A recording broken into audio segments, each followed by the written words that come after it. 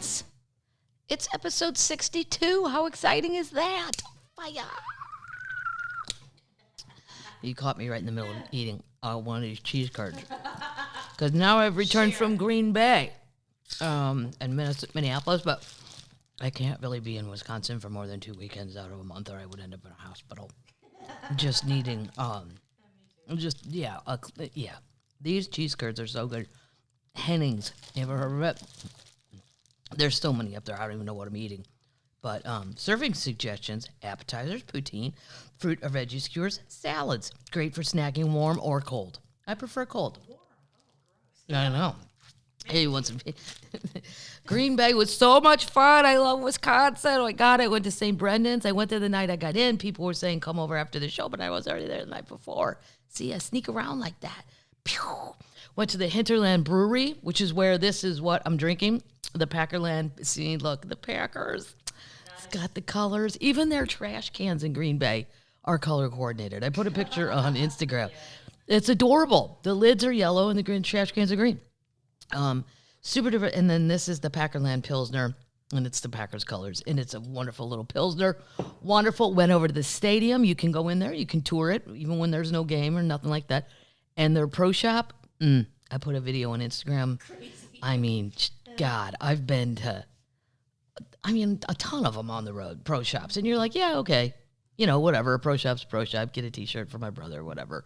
But this one, I've never seen anything. It's so expansive. There's a truck in there, a green Chevy with a yellow grill. They've had cheese heads in there.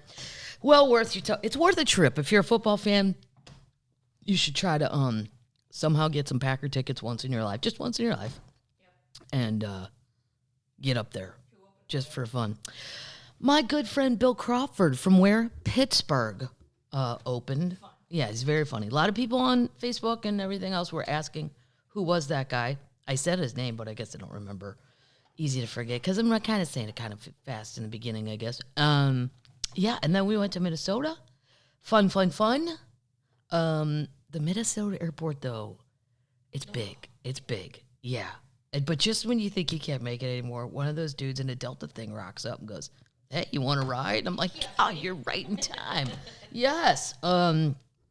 Minneapolis was totally fun. That crowd, Green Bay was the Meyer Theater, old, super cool. And then the State Theater in Minneapolis, that crowd was on fire. So was Green Bay, but Green Bay doesn't hold as many people.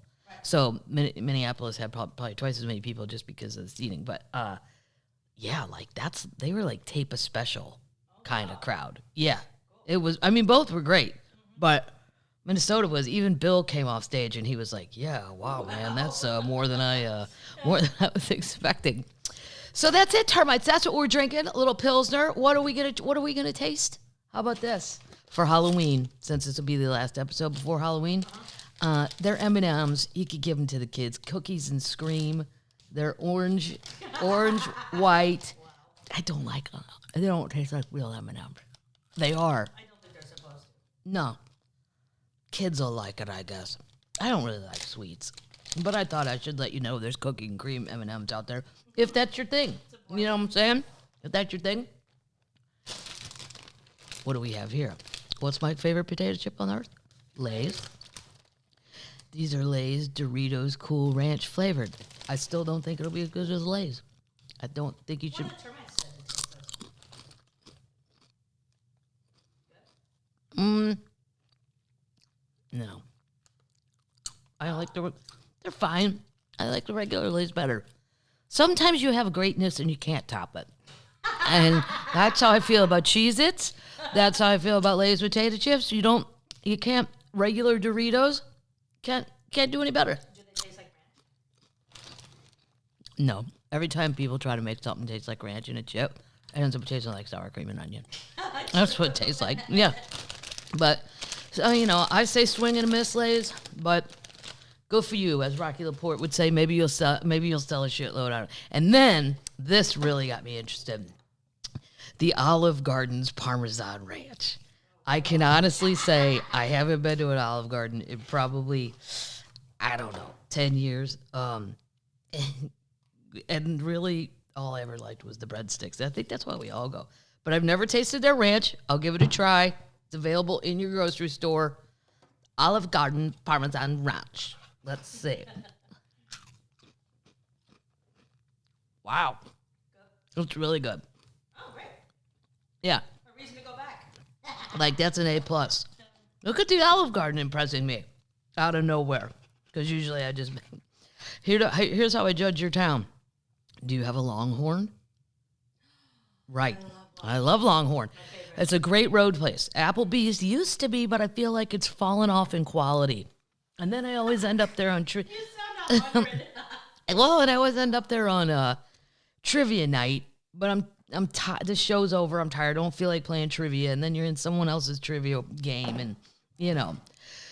But an Olive Garden, because I asked somebody once, "Do you guys have a Longhorn?" And the guy goes, "No, we have Olive Garden." Okay, not the same. One has nothing to do with the other. It's not a trade-off, not at all. So there's all of our little products. Let me get that out of our way, and then a few termite items that arrived in the mail. This one made me laugh. It's funny. Mama Termite.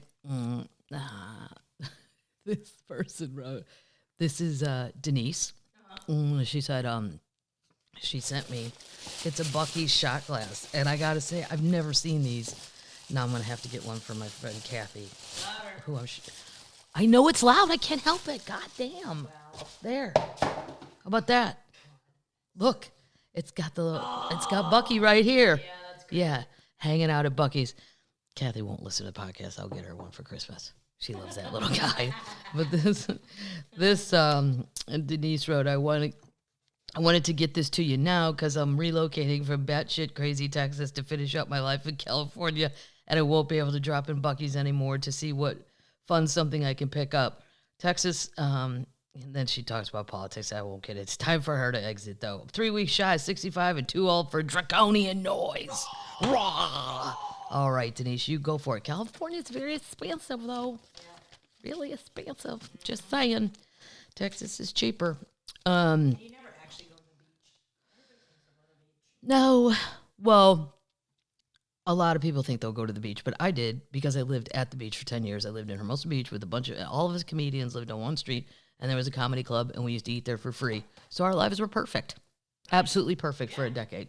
So thank you for that. Then this is from someone named Debbie. That's a funny card. And there's a shirt.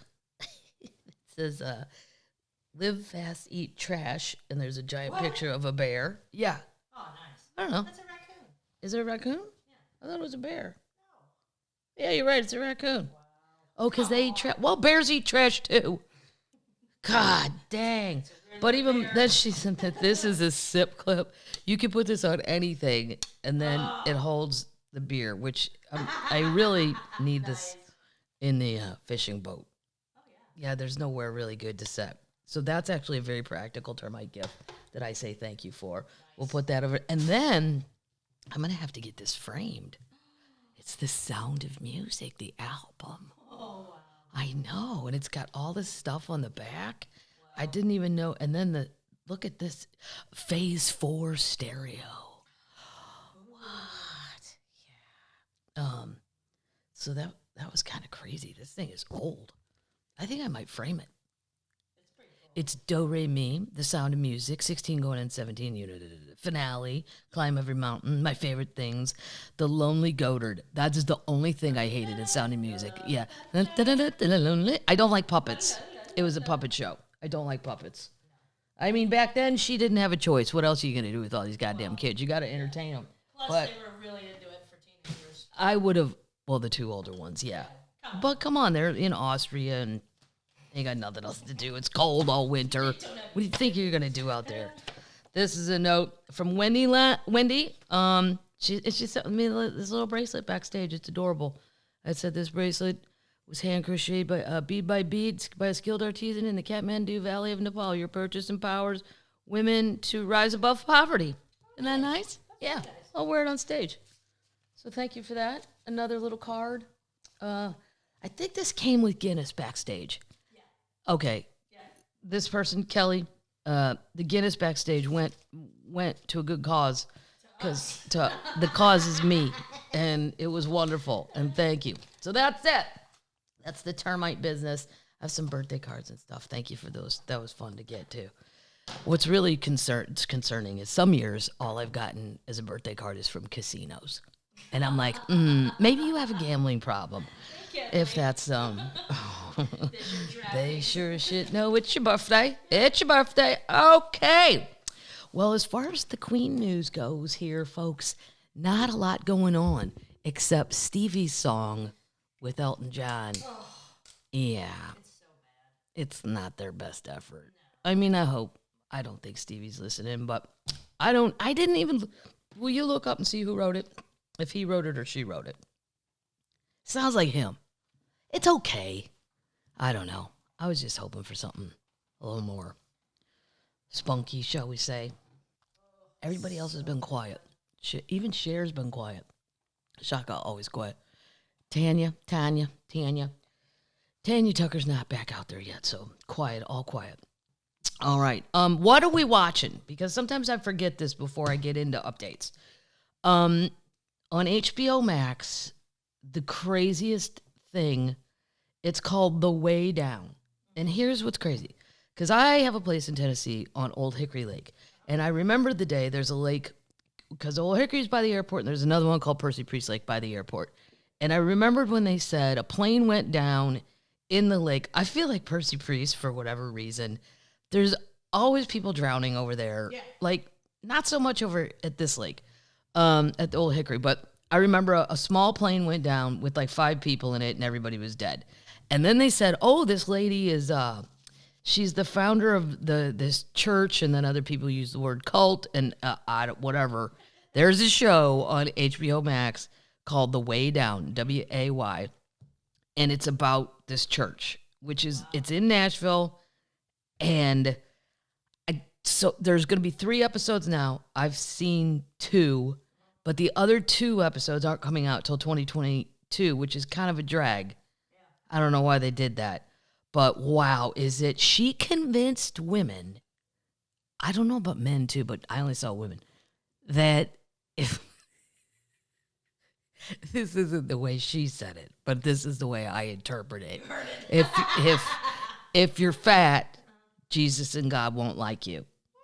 Yep, because you're a reflection of them, and you gotta show that your body's a temple and you gotta behave. So then she created all this diet stuff. Nobody ever mentions in this whole show.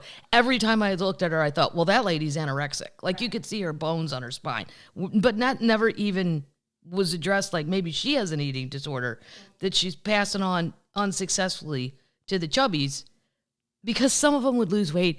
And then I've never seen anybody do religion and dieting. Like, that was a new one on me. Like, hey, I'm going to teach you, every time you want to eat, you're supposed to get down on your knees, I guess not facing the refrigerator, and pray. Because then God will deal with it. Like, you got to watch it. If you're into, I like cult things, and all right, we'll call it a church, call it religion. Can we talk about Her hair. Well, what's the old Southern thing? The higher it is, the closer to Jesus. Tase it.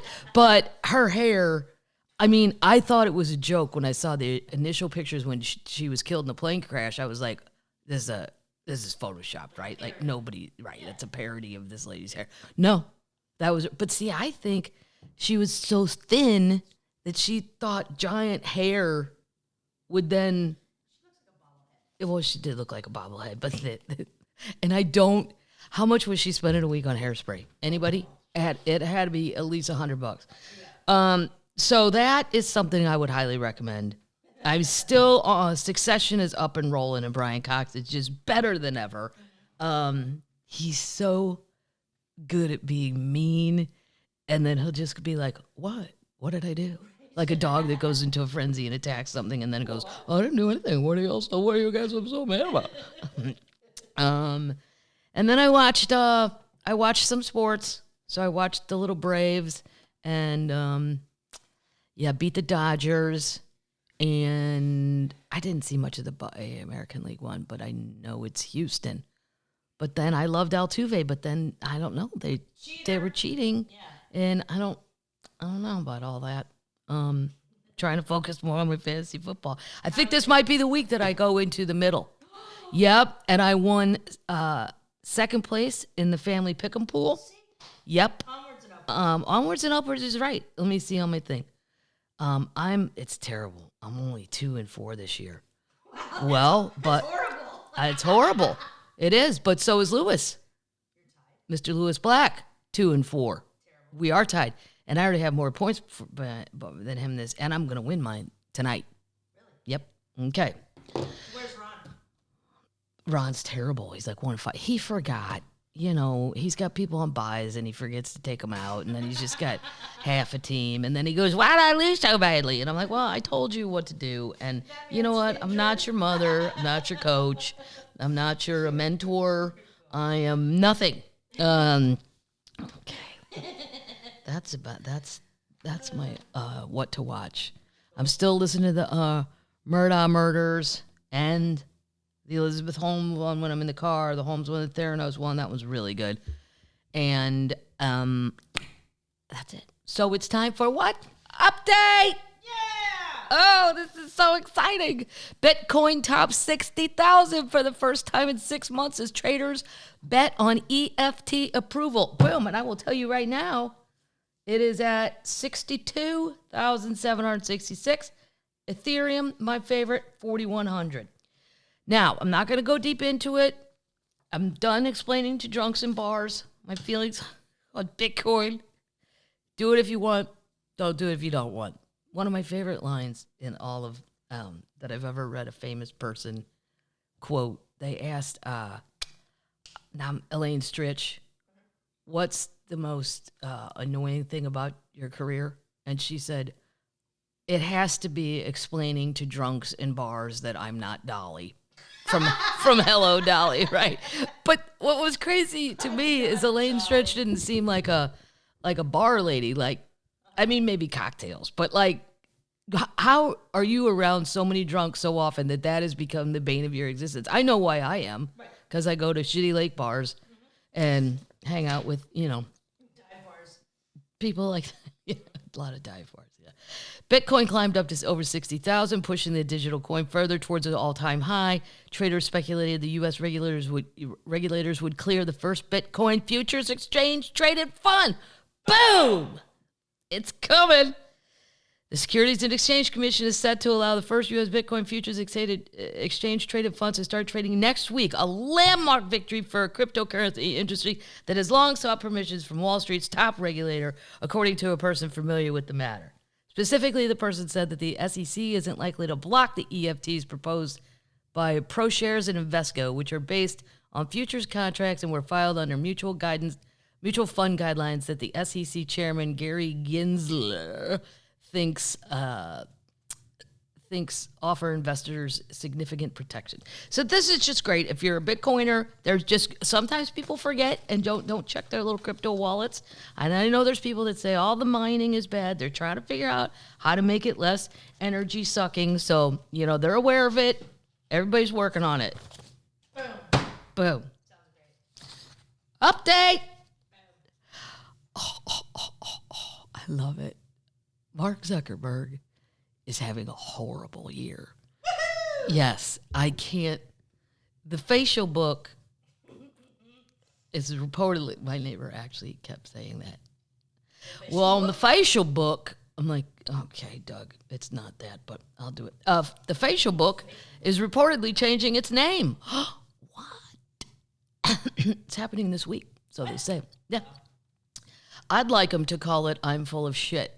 And that way, when people say something ridiculous and I go, where'd you read that? They can go, I'm full of shit. And then I'll know it was Facebook. Because I think half the shit on there is just a bunch of shit. God. Facebook is rebranding and changing its company's name as soon as next week, according to The Verge. Apparently, the social media giant will have a new name that will reflect its focus on creating a metaverse. Now, I have Googled metaverse like 10 times, and I still don't understand. We all just live in a digital world, is all I can gather. It sounds absolutely horrendous if you're not a nerd. But I don't know, maybe the nerd people are... I even got one of those things, and I got it for Lewis for Christmas one year, where you put the goggles on and you can see weird shit. Yeah. Samsung did it. Samsung, yeah. But I didn't even understand how to operate it. It's like, it's literally in the bottom of my kitchen drawer. Oculus, yeah, that has pots and pans. That's where I put it, and it's still there. Well, I thought maybe, I don't know, my mom might want it. It's also possibly connected to its unreleased social virtual reality world called Horizons World. The social network itself will likely retain the Facebook branding and will be under a new parent company name along with Instagram, WhatsApp. I've never used WhatsApp. I don't even know what it is. I mean, I know kind of, but I don't use it. And Oculus. That would be similar to what Google did when it put its various projects and divisions along with itself under its parent company Alphabet. What? Yep, the name change is a closely guarded secret at the moment, and not even all senior leaders have knowledge about it. Mark Zuckerberg has long talked about wanting to make Facebook a metaverse company. Boy, it has been taking steps towards that goal. Earlier this year, Facebook formed a team dedicated to building a metaverse, and just a few days ago, it talked about adding 10,000 highly skilled jobs across the European Union over the next 5 years to build its virtual and augmented reality experiences. It also released the Ray-Ban Stories augmented reality smart glasses in September. Did anybody buy those? No. I didn't. I don't know one person that did. Anyway, I've got more next week too on Zuckerberg because there's a whole bunch, but it's more of it's an in-depth thing, and I thought that would be too much because we had it. I just want to read you the definition of metaverse and tell me if this even makes any sense because I don't get it. What is the definition of metaverse? Here's the A definition virtual of reality metaverse. space in which users can interact with a computer-generated environment and other users. Right. I don't get it. What do I? Means they're not actually friends. What do I do? They're not real friends. They're friends through the computer. They're interacting. It's a fictional universe. Right. It's fictional. Right. It's made up. Yes. Jesus Christ. No, It's for the children. this is what I'm more interested. Update on Pablo Escobar's cocaine hippos. Mm-hmm. Well, there's a lot going on. First, I'm going to do the Wikipedia thing to catch up. Some people may not have listened to the Pubcast way back when I did this story. So this is the facts about Pablo's hippos. Right. Hippopotamuses are an introduced species in Colombia. They're not native to there. 4 hippos were kept by Pablo in the late 70s, and upon his death in 1993, they were allowed to wander his unattended estate. By 2019, their population has grown to approximately 100 individuals, causing concern they may harm the native flora and fauna in the area. In the late 70s, he kept the 4 in his private residence in Hacienda Napoles, 62 miles east of Medellin, Colombia. They were deemed too difficult to seize and move after his death, so they just left him. Now, some people said he fed people to him. They absolutely will eat people. Pigs. Yeah. By 2000, I mean, they wouldn't. I don't think they would do it as their first option. But if you it'd be like throwing a body into a bunch of alligators. They're gonna go for it, you know. By 2007, this is crazy. So the animals had multiplied to 16 and had taken to roaming the area for food in the nearby by some Magdalena River. In early 2014, there were reported to be 40. They're all over the place now. Estimated population in December 2019 was 90 to 120, and their range was now 870 square miles, extending into Santander. Wow. Tander, yep. It's expected that it's gonna keep going crazy, up to 200, and their range could be up to 5,200 square miles. This is just not. They can represent a serious threat to fishers and other locals. There have been attacks on humans, but as of 2017, nobody had been killed by the Colombian hippos. In 2020, a hippo chased down and severely. It's not funny, but I just can't imagine a hippo chasing a farmer down. No.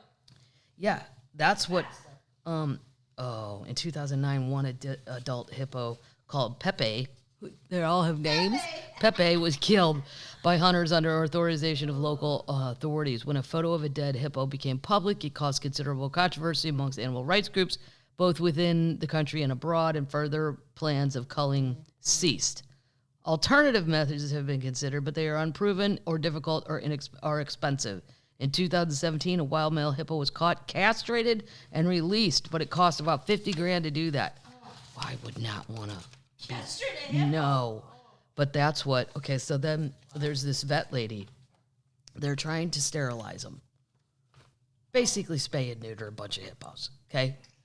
When Gina Paulo Cerda studied to become a biologist and veterinarian in Colombia, she never expected to one day be tasked with neutering an invasive herd of hippos that once belonged to Pablo Escobar.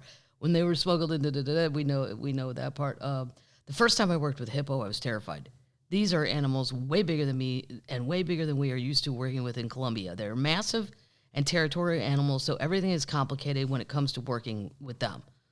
But hold on, I had to skip that paragraph. We know blah, blah, blah. 24 hippos have been sterilized so far. That's it, just 24. But that's pretty good. It's they got a vaccine. And it works, but it can cause permanent infertility. Well, so, yeah. I mean, they're not supposed to be here anyway. Let these ones live and die their normal life. And then, obviously, you can't let these hippos keep reproducing, which is what they'll keep doing because they are in paradise. They'll always have water, all the plants they could ever eat, and they can pop out of the river and eat grass with the cows. Rural farmers have grown fond of the wandering herd, charging tourists for they're charging tourists for a glance at the hippos that bathe on their land. Although one villager was injured last year after getting too close. So then, this is even stranger. A United States court in Ohio has legally recognized the hippos as people. What? Yeah, because it's going to protect them. Yeah, somebody. God, they can weigh 3,000 pounds. Yeah, they're so strong. Do you know what a hippo herd is called? Hippies. No, Hippies. no, Yeah. It's a bloat. A bloat? Yes. There's a U.S. charity lobbying for the use of a different contraceptive, which has so they want to. I guess they want the rights. It's very. They want to present evidence on the hippo's behalf from two experts, and they don't like the sterilization process. They want to change it. So the first, I guess, you got to call them people. I don't know. That's ridiculous. Well, if the farmers are making money charging people, let them keep them. Update! Picassos Paintings, remember the ones they told you about, Las Vegas? Sell for more than $100 million. Wow. They had the auction. Apparently they used Leno too, Jay Leno, to help auction stuff off there. I read an article about that. Oh, huh? I thought it'd be way more than $100 million. 11 paintings. Wow. For more than $100 million. The Sotheby's auction was held on Saturday at Bellagio in Casino, where the works had been on display for years and took place 2 days before the 140th birthday of the Spanish artist. Boy, I watched that Picasso thing. Is it on Nat Geo with Antonio Banderas was so good. Yep. Like, I don't know what I think. I don't really think about Antonio Banderas being but wow, he was great. And it was a great, boy, you don't really love Picasso though after you watch it. Like, as a human, he was kind of, well, he wasn't a dick, but he just, a lot of narcissism going on there. The highest price fetch was by the 1938 painting Femme Auberge Rouge Orange, which depicts Picasso's lover and muse Marie-Thérèse Walter. It sold for $40 million, about $10 million over the estimate. I just think they would have gotten a lot more. Yeah. So that's a little update on that. This is a psycho update. Update! This is where you just go, where is karma? People always say, oh, just be patient. Karma will come around. Just be patient. No, sometimes it never does. How about we speed it up? That's my idea for a business called Karmograms. And then I go in and pay somebody and go, look, there's this asshole down the street, and here's what I need to happen. And then they do it. Like, he'll just be walking along, and someone will come up and punch him in the face. Not super hard. Just, well, whatever you deserve. And then that person goes, there's your karma. There's your karmogram. It could be nice things, too, though. Maybe... Like, there was a lady in the Green Bay Starbucks, one of the last workers, who was so nice. Like, go down to your Karmogram place, go online and say, I'd like to send her a pizza for no reason. Nice. Yeah. You could go both ways. Yeah. You could have people punched in the face or send them a pizza. Punched in the face. Wow. This is where, though, I do not believe all the time that karma does it. This is so fucked up. The disgraced and ousted former WeWork CEO partied. Remember him? Newman. Adam Newman. Yeah. Partied in New York yesterday with 100 of his earliest WeWork employees after the company made its public market debut Thursday with a value of $9 billion, just 2 years after the shared office space company nearly went bankrupt under his leadership. Wow. Yeah. I mean, the dude's still a billionaire. He's still partying his ass off. He lost his billionaire status after WeWork value plummeted following the first attempt to go public. Remember that disaster? Right. And is now worth an estimated $2.3 billion. That's just a fraction of the more than $4 billion he had at WeWork's peak, but still enough to make him a billionaire since the first time since 2019. And then he ran away, too. He ran off to Israel or somewhere to go hide. He's a big chicken shit. Yeah. He only comes out when it's party time. Yeah, I'd like to send this guy a karmogram. He's so mean to the employees. And which 100 of the earliest employees, after he has treated you like shit over and over and over, why would you still show back up here? Right. Come on. Have a little side. Come on. It's a cult. Well, they do like it. He celebrated in New York, serving champagne to guests and wearing a T-shirt that read, Student for Life. Oh, fuck off. I know. It's like they make shit up every day when they wake up. Right. Learner. Curious always. Certain never. I could come up with 50 of them while having coffee. Certain never. Yeah. Certainty. Yeah. Wow. Okay. The company's $9 billion valuation with shares opening at $11.28. I checked today; they're at 12 something. So, represents a market drop from the $47 billion the company reportedly reached in 2019 when it attempted to go public. But that attempt blew up in spectacular fashion in August of that year, resulting in Adam Newman's ousting after investors grew weary of the eccentric CEO's exorbitant spending and increasing erratic behavior. Yeah, he didn't work. He's playing fucking games. He has a hot tub in his office. He's got... He should have said. Yeah, but listen. You work. Right. You work, me watch. You work, me watch. You work. On Thursday, he hosted a party at New York City's Standard Hotel as the shares began trading, inviting more than 100 people to the booze-soaked bonanza. I'm feeling amazing, Newman told a New York Post reporter outside the swanky hotel as he gathered a crowd of attendees and press at a bar situated at the swanky hotel in New York's meatpacking district. As WeWork shares soared by as much as 11%. They enjoyed champagne as early as 9 a.m. His T-shirt, it was a black T-shirt that said it. In addition to his stake in the company, he was able to hold on to nearly 20 million WeWork partnership profits interest units. I just don't know. I don't know. Like, we were talking about, like, downtown Minneapolis, there's a lot of office space for rent, like tons of it. First of all, I don't think you're going to get the millennials to agree to the old office job deal. You know, Monday through Friday, 8 to 5, 9 to 5, drive downtown, pay for parking. Right. I don't know. So the WeWork thing to me, I don't know. I wouldn't buy stock in it because I think it's going to fall through. Even the pandemic, everybody's figured out how to work from home that wanted to or needed to. Right. So why do I need to rent a space? Why can't we just meet at Starbucks like 90% of the country's doing whenever they want to go meet somebody? Right. Everybody's got a phone.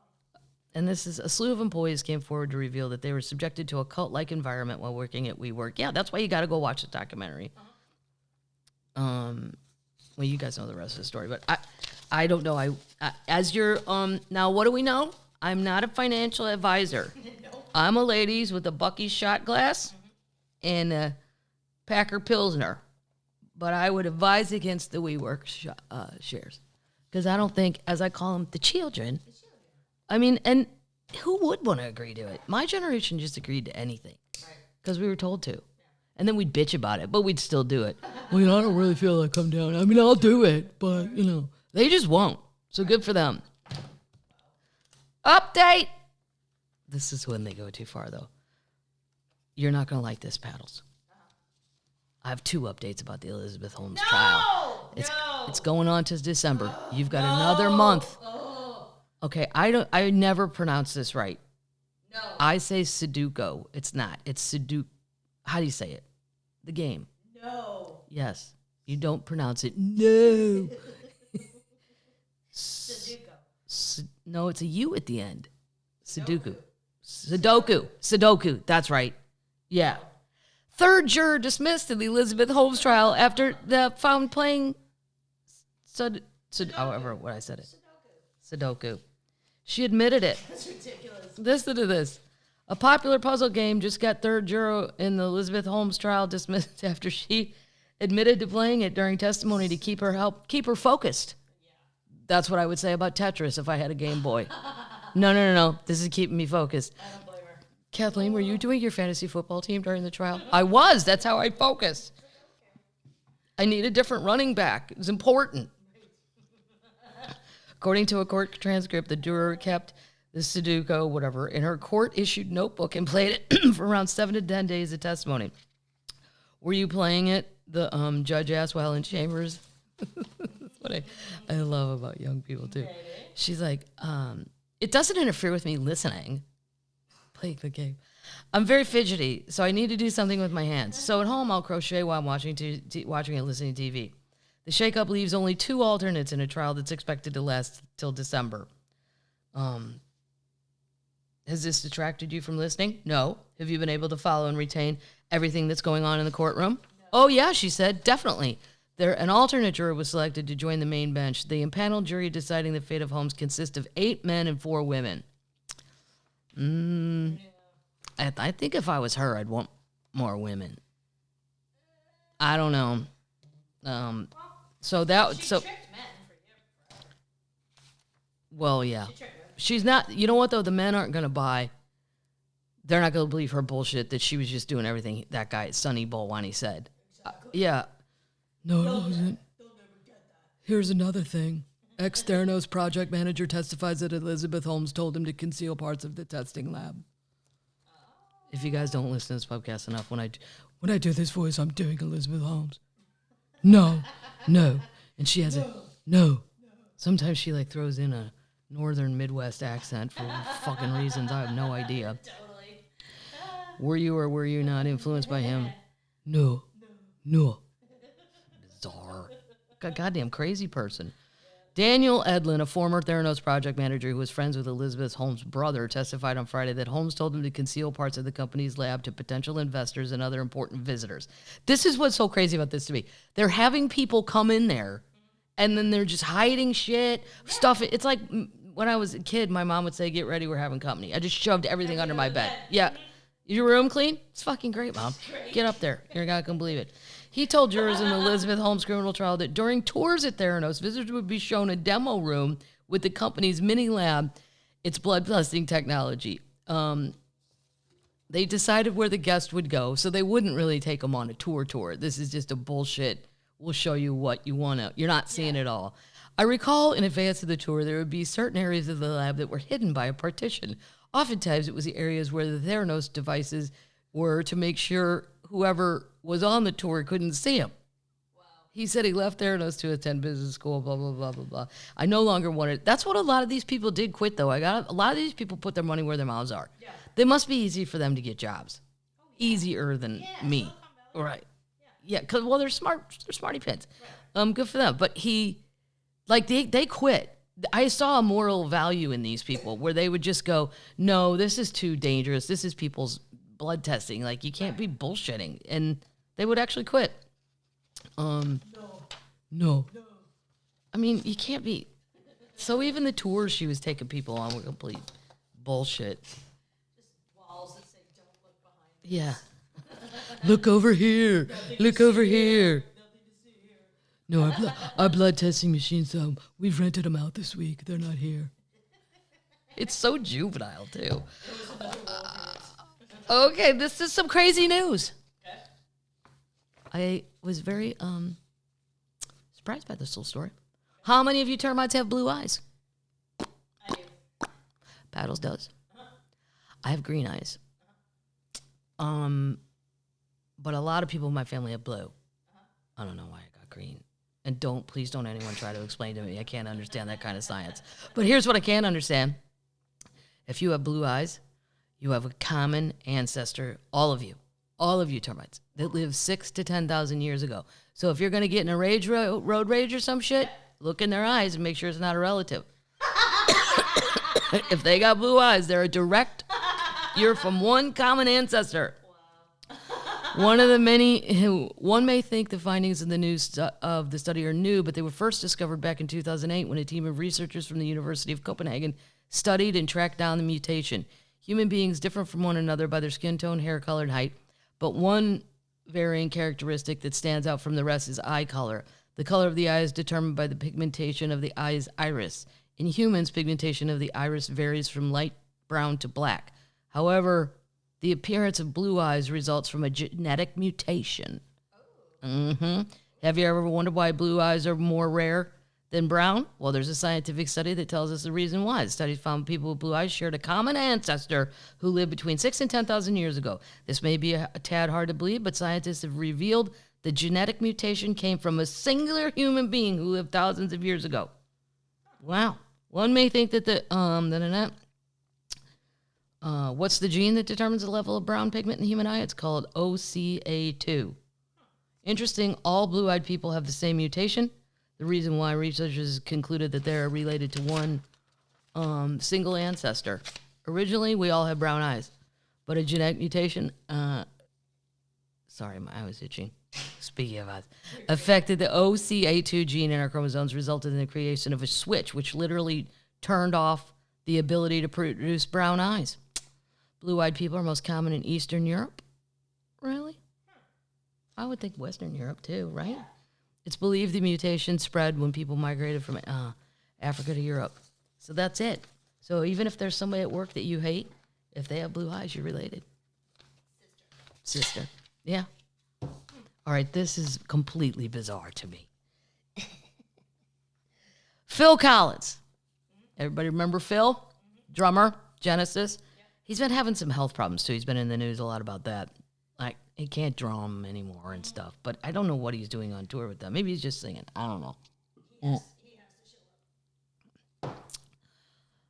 This is crazy. Phil Collins, for the strangest reasons ever, has like over 400 artifacts from the Alamo. What? Say that again. Do what? What? Why? Well, it's strange to me because he's British. Right. Like, I don't care. I don't know. It'd be like me collecting all of William Wallace's things from Scotland. Like, why would I? When Phil Collins donated his trove of Alamo-related artifacts to Texas 7 years, his only major stipulation was that the state create a museum for the famed mission for to display it by 2021. Now, let me tell you, as a little road person, every time I go to San Antonio, I go to the Alamo. I love it. Awesome. And it is awesome, and I'm a history freak. The chapel in there, there's a movie thing in the back, but it's short and sweet. Like, there's so much cool shit. And I don't even remember if they charge you. Yeah. Do they? I couldn't. It's not very much. I think you can go walk around in there for nothing, though. I think if you want to go in like the chapel or something. Yeah. Anyway, highly recommend the Alamo. I could spend hours there. I'm usually run out by the other comedian. Okay, have you seen enough? I'm like, God damn. I should go alone. Should never take the opener with me. Unless they're a history freak. The state agreed, and they broke ground on the space this summer. But now Texans differ on whether the museum, anchored by the collection donated by Mr. Collins, should be focused on celebrating the small group of leaders who played key roles, or reflect a broader, more complicated tale. Now, here's what I don't get with everybody people in hollering, screaming about, what are we going to teach people? You know, you're going to tell them this story, you're going to tell them that story. Tell them the whole goddamn story. Right, all of it. What? Yes, all of it. Right. Not just, Christopher Columbus came and, everything was great. Like, what? No, There were people here. Who was here? Tell me who was. Just so the whole Alamo, tell the whole story. How far back do you go? Till it doesn't matter anymore. That's how far back we go. Right. And then when the kids go on a field trip, they can learn the whole story. I always think the people that only want to tell one side of the story, it's because you don't like that other side, the reflection on you. Yeah, or somebody you know. Totally. Another blue-eyed devil, probably. That's you. I'm a green-eyed leprechaun, a blue-eyed devil. That's what I'm going to start. Yeah. So now they're arguing about that. Some local activists like George and Ramon believe the Alamo Museum should more deeply explore the contributions of Texas of Mexican descent, or Tejanos, as well as Native Americans and black indentured and enslaved people. Some politicians, like Republican Lieutenant Governor Dan Patrick, not the Dan Patrick in sports, are open to broadening the museum, so as long as the focus remains on the battle itself and its leaders like Davy Crockett. Others are digging in against what they believe is an incorrect rewriting of history. It's turned into a circus, said this one guy who worked at the Alamo Library. Mm-hmm. Yep. The Alamo Mission Fort is famous because a small band of settlers and frontiersmen, including Davy Crockett,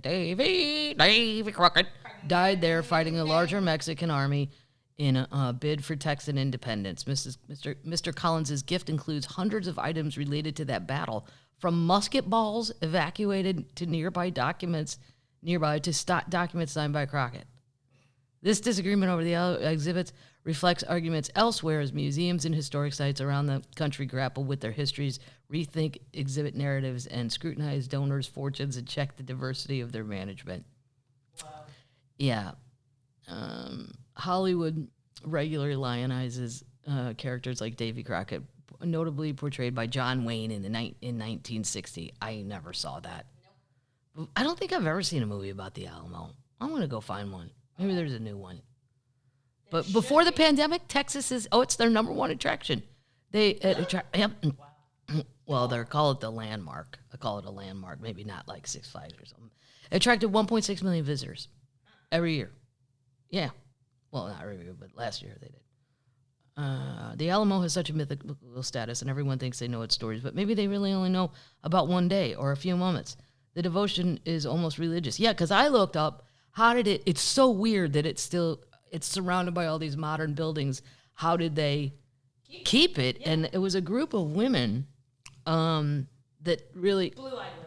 Blue-eyed devils that they kept it in place for a long time, and really, I forget if they were like religious or... I forgot that part. But it's just a lot of Phil Collins. I just think it's so funny that he would be, he said that he was in love with Davy Crockett. It was the Daughters of the Republic of Texas. The Daughters of the Republic of Texas. Well, good for them for saving it, so I can go enjoy it when I'm down there. It's so, it's one of the very few, like, battle things where the whole structure's kind of still there. Yeah. Yeah. The state fired them, and then they won. They won the right to keep it. They won the right to keep it, yeah, because they were going to wreck it. Somebody was going to wreck it. The city or the state, I don't remember who. Yeah. This is back, like, in the 60s, though, right? Or some... This is in 2018, the state fired them, and they said, fuck you. Speaking of history... Everybody wants to argue about Columbus Day, you know? Should we tell the story? Well, we don't even have to have that argument anymore. Okay. Because guess what we're going to do with that blue-eyed devil? We're going to replace him with a different blue-eyed devil, the Vikings. There is now proof, absolute definitive proof, that the Vikings were here 470 years before Columbus. What? Yep. Ancient solar storm pinpoints Viking settlement in early Americas exactly 1,000 years ago. An analysis of wood from Alamo Meadows zeroes in on a cosmic event to reveal that the European seafarers were felling trees in Newfoundland in the year 1021. So they were already in Canada. Yep. The Vikings were here. So this whole crap about Columbus discovering North America, nay, nay, as John Panette would say, the Blue-Eyed Devils beat you by 500 years. Wow. So it should be Viking Day, not Columbus Day. Mm-hmm. But then you have to have the argument, were the Vikings good or were the Vikings bad? Probably bad. Both. Just spirited. Spirited. Yeah. Drunk, spirited, large murderers. They did rape and pillage a lot. But, job's got to get done. Now that the solar event has proved a critical tool in pinpointing an exact year the Vikings were present in the Americas. I've seen on Nat Geo, they are digging up a settlement up there, and it's for reals. And, in Newfoundland. Since the discovery of a Viking settlement at Lens, French way, L''ANSE, Meadows in Canada's Newfoundland more than 50 years ago, most scholars accepted that Viking sailors who explored the seas beginning in the late 700s to around 1100, that was their heyday. Yeah, they really got a lot of shit done. And then it kind of went sideways. They were the first Europeans to reach the Americas. The timing of the Vikings' foray to what they called Vinland, however, remained unclear. Based on artifact finds, radiocarbon dating, and Viking sagas, the settlement was thought to have briefly thrived somewhere between the year 990 and 1050. Now, thanks to the cosmic storm in 993, researchers can assuredly say that the Vikings were working away at their tiny outposts in the North Atlantic exactly 1,000 years ago in the year 1021. While the new, more precise date will not radically alter our current understanding of the Vikings, it confirms what archaeologists and previous evidence have suggested. I'm really happy to see such a paper. 20 years ago, we wouldn't have been able to get such data. So there you go. Wow. People want to call it Columbus Day. I'm calling it Ragnar Day. Wow. Oh, I like it. Right? Yeah. Ragnar Lochnar. No, what was his name? What was the Blue-Eyed Devil name? Ragnar. Vikings. That was one of my favorite shows of all time. It's also Canadian Thanksgiving. It's also Canadian Thanksgiving? What is? Columbus Day? Yeah, the same day. The same date? Or Day. Oh, yeah. Well, the problem with like Columbus Day and some of the holidays, they're half-assed.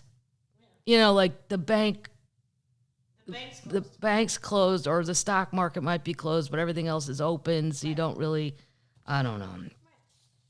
Here's something that'll really make me want to just probably vomit every day if I did it.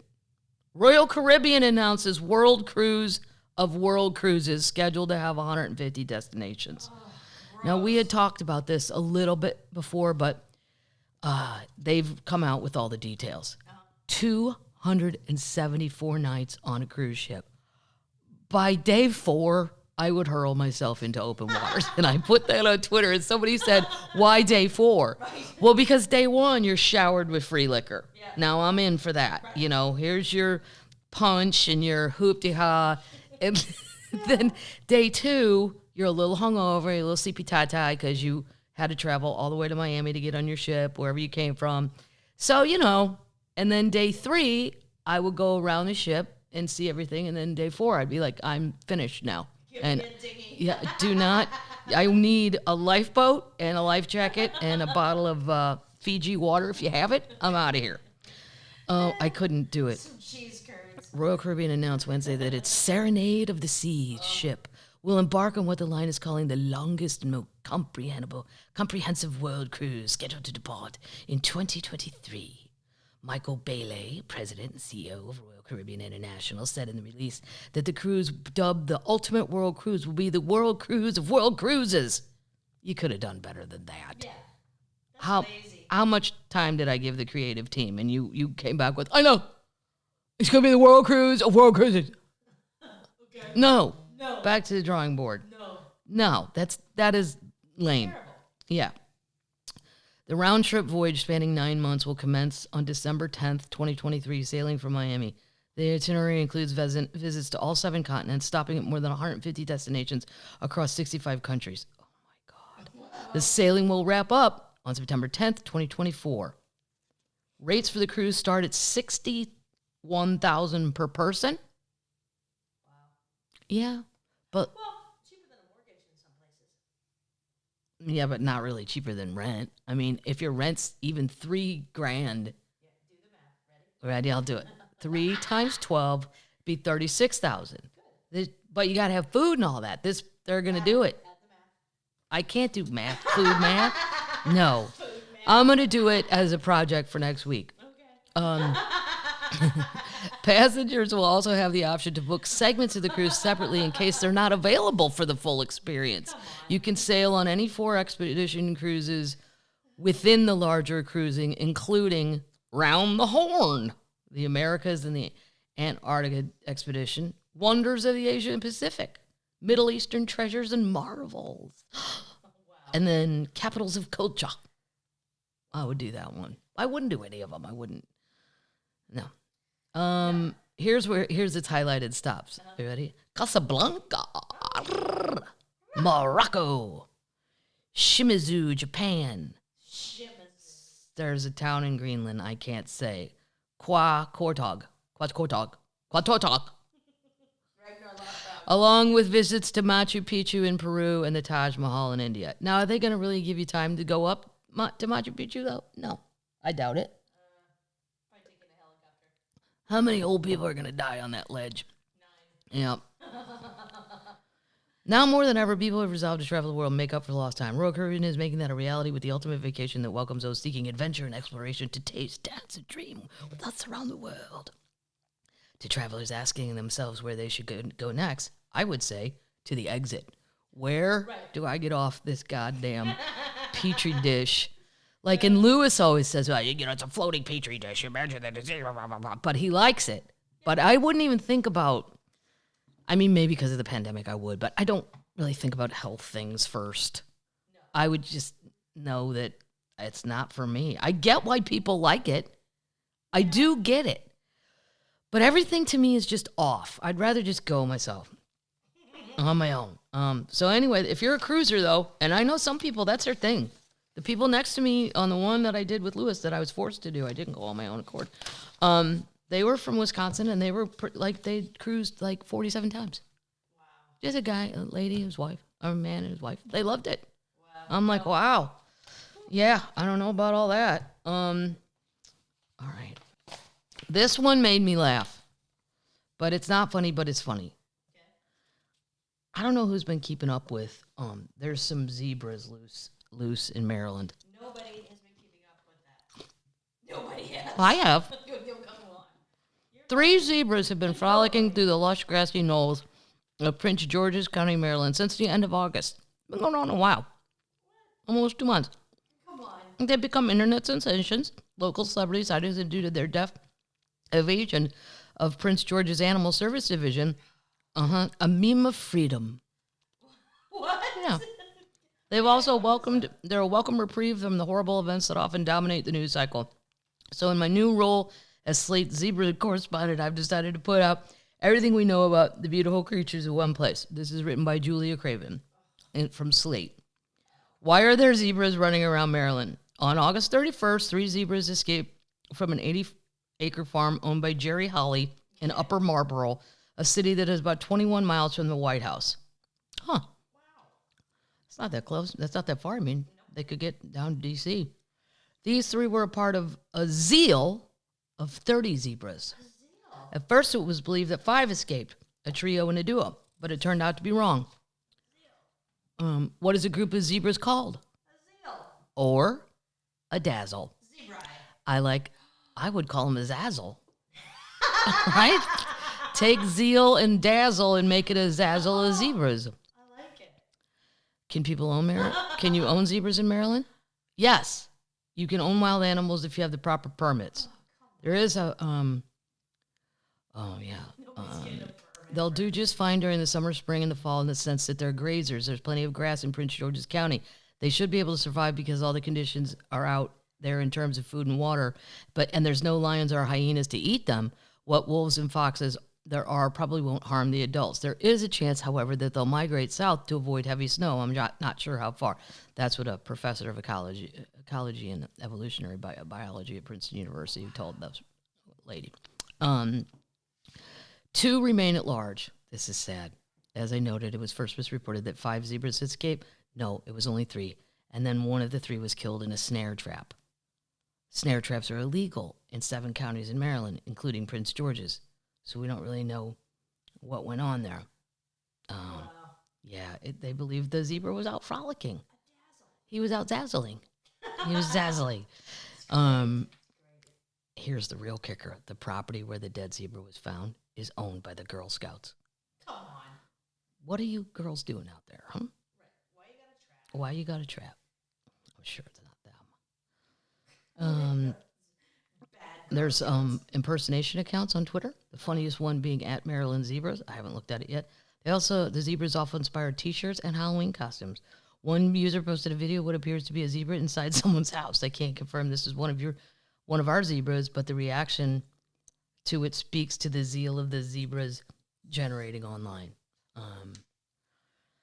So how are you going to catch them? They have to be lured with food, corralled, fenced in, and then put on a truck. You can't chase them because of their fight or flight response, and they'll flee. Or they'll kick and bite if cornered. Wow. You wouldn't think that. No. I also think hippos are nice. So that's it. There's still 2 of them out there. What are hippos called? A bunch of hippos? What are a bunch of hippos called? A bloat. A bloat. I'm like, we just did that. Did I already forget? A bloat and a dazzle. It should be a zazzle. I'm telling you. All right, I'm going to save... Nobody's tracking Maryland hippos. We're going to save the Pandora Papers. And I know I said I'd talk about the South Dakota money, but I think I want to save that for next week because it's long. But I'm going to tell you this. Speaking of my animal news, We want to learn about the South Dakota money. I'm going to tell you about the South Dakota money, but I'm going to save it till next week because it's really complicated. And I need to read 2 more articles to really dumb it down. I found 2 more articles because I'm here doing the work of the Lord, eating food half the time I don't even like, but I'm also trying to make hard things simple. And isn't it easier at the bar if you go, did you read about it? And somebody goes, yeah, I read it. Oh, what did it say? And then they just dumb it down for you. Okay. I'm a dumber downer. All right. I can tell you this, though. I can tell you this. This is fucked up. I mean, I don't know if we need them. I guess we do. Bumblebees are completely gone in 8 states. What? Yeah. Experts call for endangered species listing. The American bumblebee, now there's all kinds of bees, but the bumblebee has completely disappeared from 8 states. It's seen its population plummet to the point where it can be placed under the Endangered Species Act. The bumblebees here's where they're disappeared from: Idaho, Maine, Rhode Island, New Hampshire, North Dakota, Oregon, Vermont, and Wyoming. They also have a limited number in New York, Illinois, and 6 other states as well, totaling 16. Could be migration issues. Those are all cold places. Oh, Paddles is weighing in. It's a migration issue. There are old cold places. Yeah, what about Minnesota?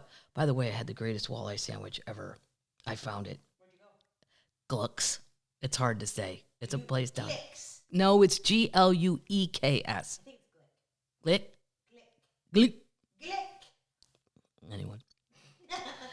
One of the most commonly observed bumblebees in the United States, the American bumblebee, has declined by 89% in relative abundance and continues to decline towards extinction due to the disastrous synergistic impacts of threats including habitat loss, pesticides, disease, climate change, competition with honeybees, and the loss of genetic diversity.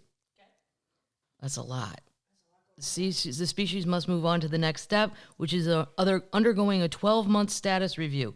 This includes an evaluation that is done on what is threatening the species and how to fix it. See, we got to get to the cause here.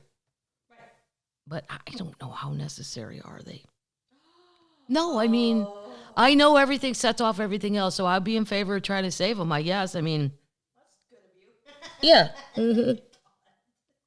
But see, that's why I'm not in charge of stuff like this. I'd be like, it's fine. I hate honey. They continue to... No, that's not a honeybee. Bumblebees don't make honey. I know. I didn't till I read this. I thought all bees were the same except carpenter bees, which I know drill perfect little goddamn holes because they've done it all over my wood porch. But now I've got my Killer Steve. Killer Steve. He comes over, and if I even see one, I'm like, get over here. Get over here. Yeah, they'll ruin everything. Shingles, they can go through shingles. They can go through anything. Yeah. It's amazing. The species continues to struggle in multiple areas of the northeast and northwest regions of the United States, and complete disappearance could soon become a reality for more states without further action. To survive unchecked, threats of disease, habitat loss, blah, blah, blah, blah, blah. They serve an important part in the ecosystem because they're very efficient pollinators. Right. And if they do end up on the list, people harming or killing the species could face up to $13,000 in fines. Yeah, but what if one stung me and I smashed it? Now I got to pay $13,000. Well, no. Are those even the ones that sting, or who stings? Honeybees? I don't know. Well, we've all learned a lot on this show today, and I like. Something fun. Well, I'm just here with the facts that can be had. I can't make sense of them, really. Sometimes. All right. This is an important subject. And I always say I don't like to talk about sports so much because I know not everybody likes sports. And then people can get mean about sports too. Even if I tweet out something like sports people sometimes are way meaner than even politics. Like if you dare to tweet out something, but even mine are just dumb, like I'll tweet out, "Go Cardinals." Literally within 5 seconds, "Fuck you and your arrogant fan base." What? All I said was "Go Cardinals." Women shouldn't talk about sports. Shut your goddamn mouth, bitch. Oh yeah, it's evil. It's aggressive. So I don't like to. A lot of termite comments say they like your sports update. Well, that's good. The termites like it. I haven't gotten any hate because I'm not out here talking about a team per se. So my fantasy team. And that includes a lot of people from all around the country. 8 quarterbacks, 5 tight ends. Major League Baseball, though, they're trying to figure out. I think baseball, and I love the Cardinals. And in the summertime, I like having it on. Even if it's through Sirius Radio, I used to be able to hear the St. Louis guy if I'm out on the road somewhere. But it's so goddamn slow. 20 years ago, my friend Roger Rittenhouse had a great joke. He said, this is 20 years ago. He goes, if baseball were any slower, it would just be farming. I'm like, yes. But it's because they're allowing it to get slower. And then my dad, and I ended up doing a bunch of benefit things with Tony La Russa, and he's always been a very nice man to me. But my dad, because Tony would do like the 15, he'd take a pitcher out for every batter. And my dad would just go insane. Like, this is why the game lasts 17 goddamn hours. That's right. But guess what? We won. Okay? My dad would call him Tony La Genius. I'm like, well, you think you're making fun of him saying that. And we're winning the World Series, Dad. Just shut your trap. So they're trying to make changes in, like, the smaller leagues first to see minor league teams, AAA, AA, to see if it'll work.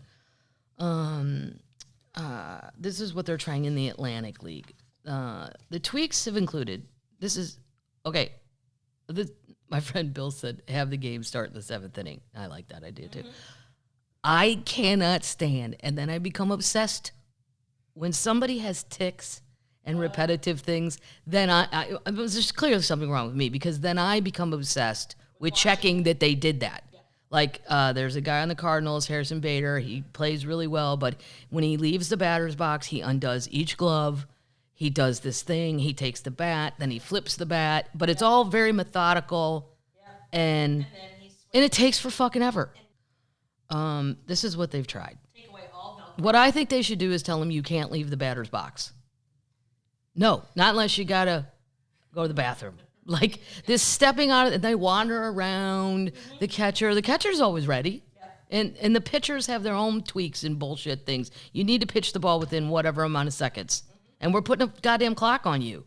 You also could do maybe automated balls and strikes like they have tennis on the line.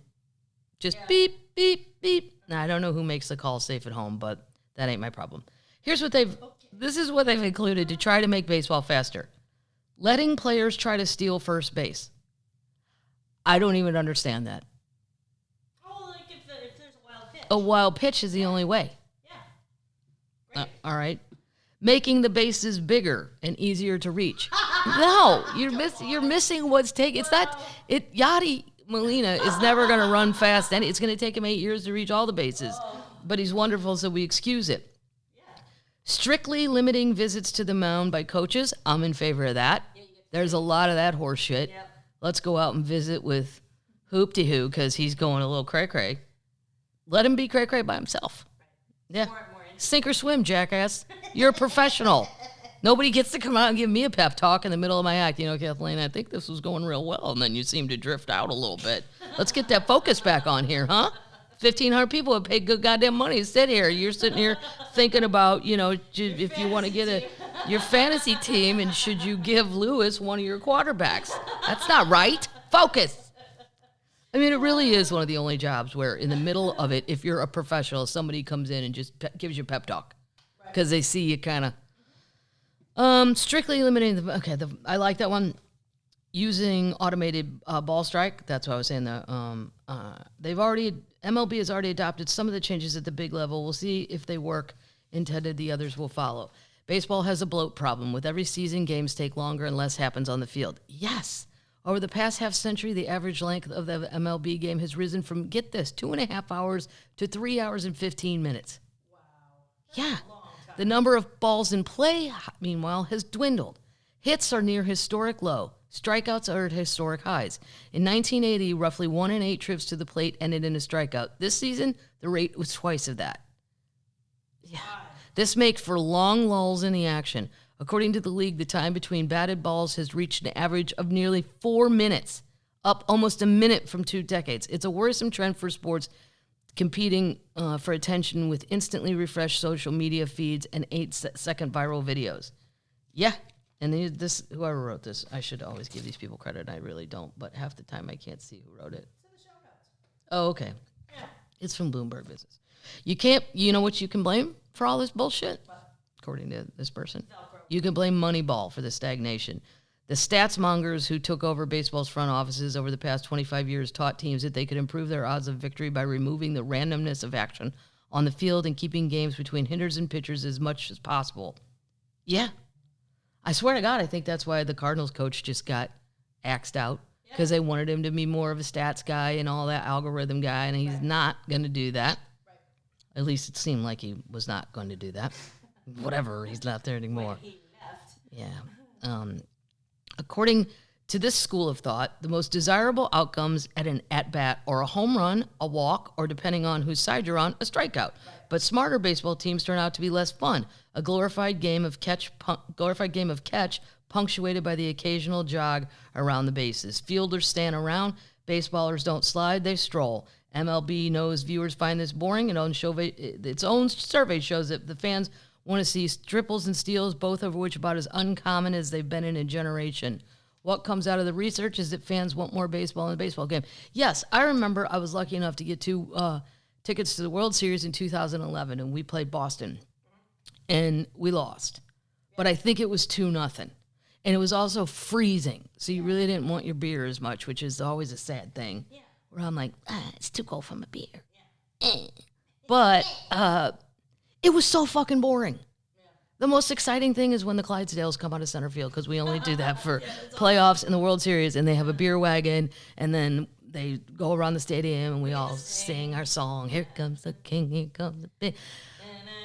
I mean, I just love the horses anyway. I could watch that for 3 hours. Just bring the ponies around. Just fucking keep going. And then I actually would have had more fun. Watch it, or let them off leash. Let the Clydesdales off leash and let them go run around the stadium. That'd be wonderful. Right. It's called but Red's Farm. I mean, you just go. Like, at least with football or hockey, it never stops. The action never stops. Football, there's pauses, but boy, when it goes off, there's always something to look at. Yeah. You're never bored. I'm never, even if it's 34-0, yeah. I'm still watching what's happening because people do crazy shit in football in a great way. There's still a clock involved.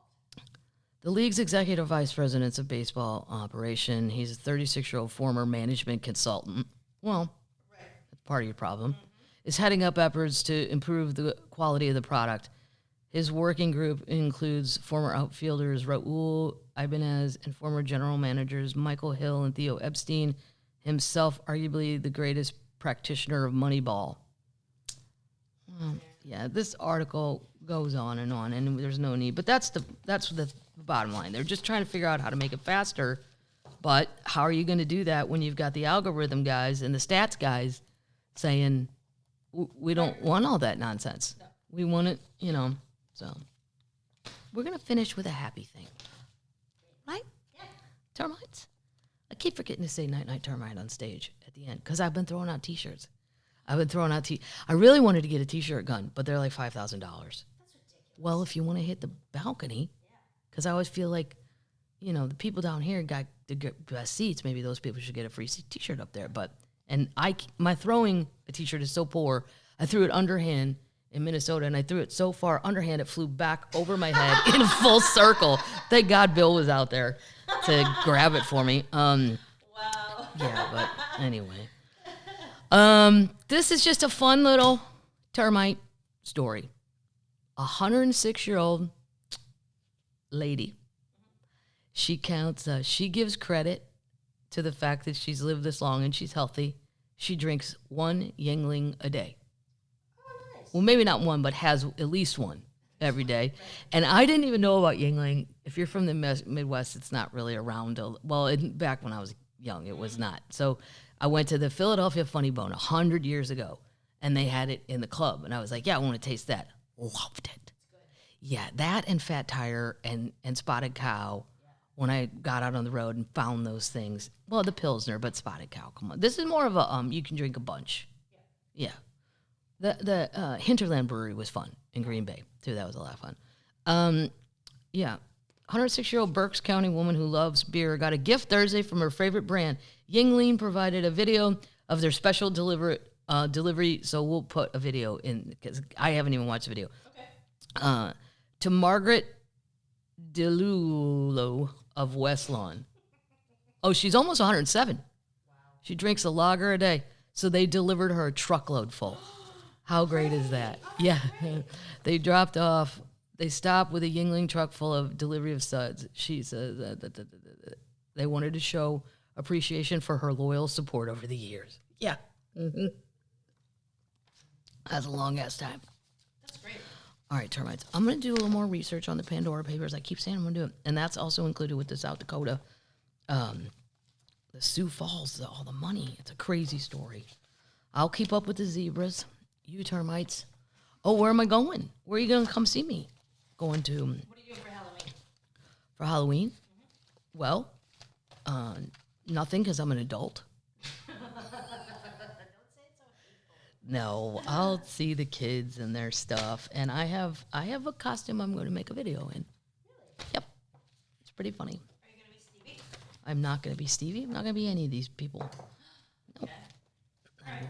I'm going to be a product. Not a person, a product. I'll be going. November is so crazy. Oh my God. November. Well, the Villages. Orlando, Stewart, Florida, and then Clearwater. Then, boom, fly to out west to Phoenix to do Talking Stick the Casino. That is a super fun gig. And then back to Florida for Fort Myers, Sarasota, where my parents will be coming in a party bus, and Ponte Verde Beach. Yeah. So. And then it's Thanksgiving. And then I'm going to a casino in Charlestown, West Virginia on that Saturday. Mm-hmm. That'll be exciting. Everybody should be out having fun. So that's what I got for you, termites. I don't know if there's any tickets left. I don't think there's many left to the Florida shows. Fort Myers, there's some. In Sarasota, there's some. Although my parents keep calling and going, we're going to need some more free tickets. It says it's sold out. It's not sold out yet. I know. I know better than anyone. It's getting close, but our people are saying it's sold out. Okay. What they mean is we want the Hard Rock, too. I'm excited about that in Orlando. All right, that's it, termites. Have yourselves a good week. Happy Fun Halloween. week. Be good termites. Be, have a happy Halloween. I hope your weather is, you're not getting hit by the bomb cyclone. Lewis says New York's getting it tomorrow. Yeah, I don't know. He just said it's supposed to be terrifying. That's all he's heard. Terrifying. Okay, termites.